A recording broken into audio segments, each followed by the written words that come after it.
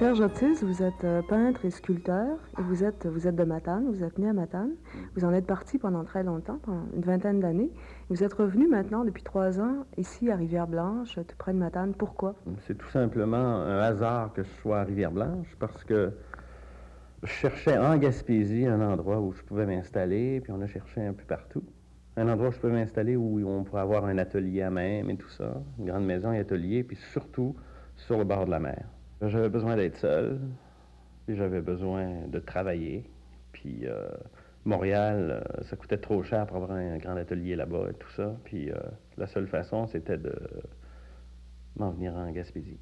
C'est différent, justement, de vivre comme ça dans une région périphérique, entre guillemets, et de créer ici. Est-ce que c'est très différent de le faire à Montréal et de vivre à Montréal? Vivre est différent.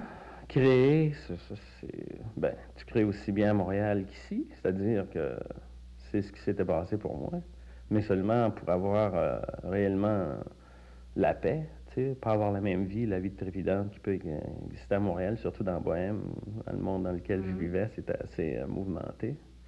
Fait que, pour y vivre, c'est beaucoup plus tranquille, mais pour créer, parce que, tu vois, là, mes toiles, tout ça, c'est surtout des choses d'espace et tout ça. Puis, j'ai toujours un peu travaillé là-dedans, même à Montréal. Mes spirales, mon environnement de spirales que j'avais fait au Musée d'art contemporain et tout ça, c'était encore des choses de l'espace, tu sais, intérieur comme extérieur, c'est-à-dire en pensée.